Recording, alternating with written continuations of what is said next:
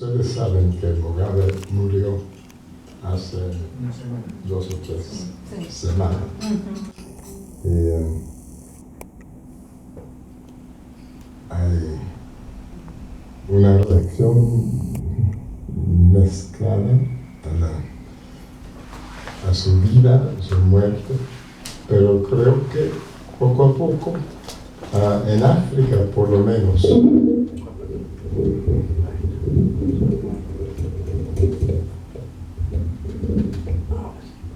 están viendo ahora la importancia de este héroe africano, Mugabe. It touched Diego Velázquez, and he made it touch humanity when he fixed forever in paint the chivalrous and friendly gesture of Spinola, the Spanish general, accepting with gentle smile the offered keys of his vanquished adversary's breda, beginning thus the conciliatory mood that spared the further flow of blood.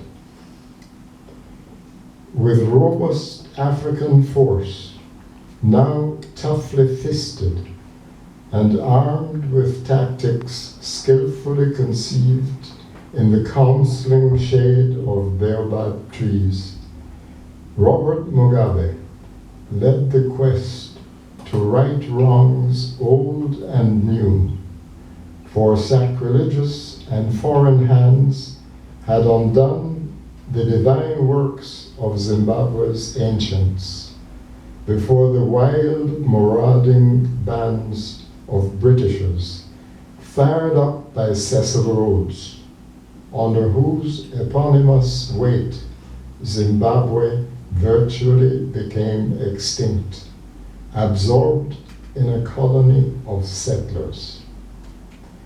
They killed native landowners as if clearing of pesky pests the millions of hectares they would steal and later bequeath as laundered legacy to Oxford, to lords in the upper house and other progeny.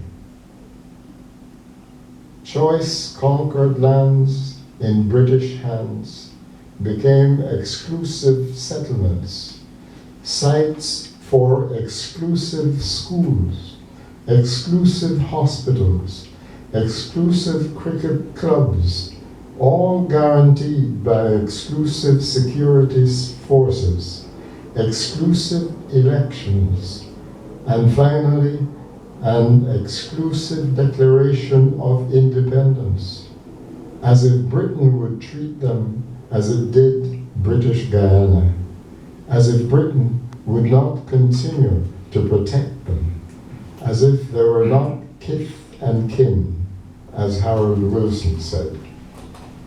Who would fight for the rights of the immense African majority of southern Rhodesia? Who would keep the stifling hands from the throat of proud Zimbabwe? Robert Mugabe led the quest. His ZANU-PF was the best, and having won to unite the nation, he brought the others to reconciliation. In that spirit, chivalrous in the extreme, the losers' invitation to negotiate in their England, he did not spurn, even though Toussaint Louverture had warned him, "Don't go, look what those others have done to me." He went and received slow-killing doses of false promises concerning lands to be repossessed by the children of the mass murdered ones.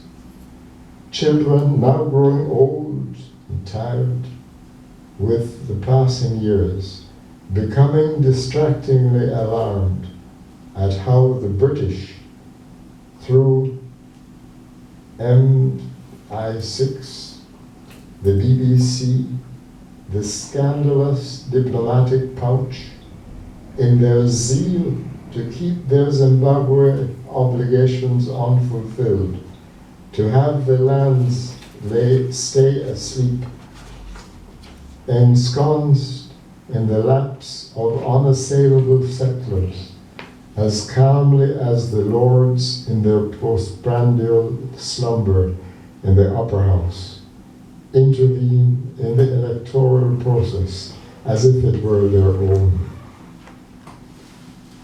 They would demonize Mugabe for thinking that Zimbabwe must remain the Zimbabwe restored by bloody sacrifice, by his lost 10 years, caged by British iron, from his fair quota of water, air, heat, or land contact with his land, but with fortune always excessive, and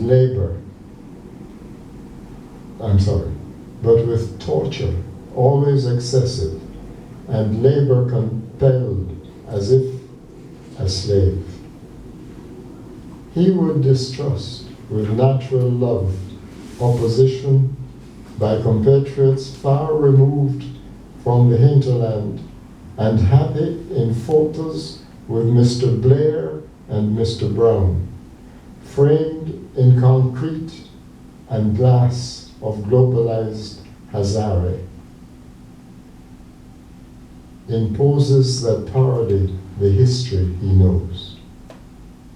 And yet, the edifying wisdom that emanated from Spinoza, that sense of a time for ferocity and one for gentleness, with which assembled baobab spirits are imbued.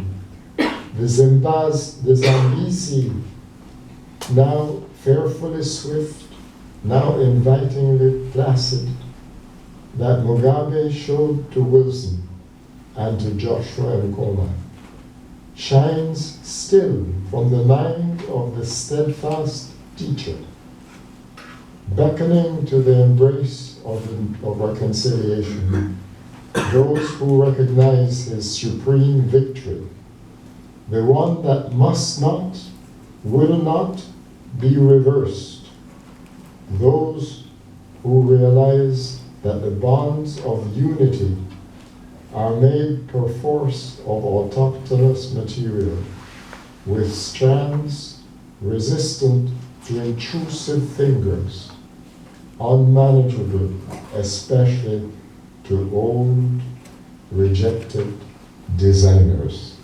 Thank you.